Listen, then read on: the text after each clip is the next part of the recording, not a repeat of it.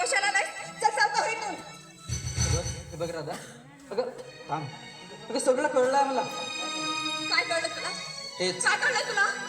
हेच की तुझ्या भावाला त्या विक्रांतने किडनॅप केल्यामुळे तू त्याच्या मर्जीप्रमाणे इथं नाचगाणं करतेस म्हणून.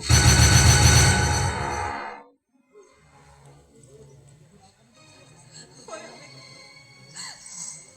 होय, माझ्या भावाला किडनॅप करून ठेवलं त्यांनी. त्यामुळेच मी इथे इथे पुण्यात नाचगाणं करते. त्या नराधमाने माझ्या भावाला सही सलामत ठेवलं की नाही. हे बघ घाबरू नकोस, तुझा भाऊ अगदी परत आलेला आहे. काय काय सांगतोस अगं काय? खरं तेच सांगतो. तू तू जेव्हा मला सोडून या लावणी फळावर यायला लागलीस ना, तेव्हाच मला शंका वाटू लागली. आणि पण माझ्या घरच्या वातावरणामुळे मला मुंबईला राहावं लागलं. पण तिथे सुद्धा मला सारखं तुझंच विचारायचं.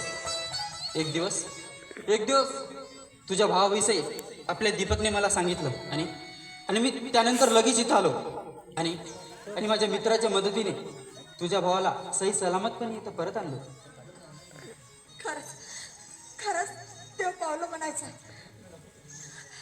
आम्ही नको ते तुला बोलले रे मी. मला माफ कर. अगं माफी कशाची? अगं त्यावेळी परिस्थिती तशी होती म्हणून तुला तसं वागायला लागलं. पण हो राधा, तिथं जास्त वेळ थांबता कामा नये. आपण इथून निघून जाऊ. चल. तो विक्रांत अगं हो तेच म्हणलो, त्याला व त्याच्या गुंडांना यायच्या अगोदर आपण निघून जाऊ. चल चल.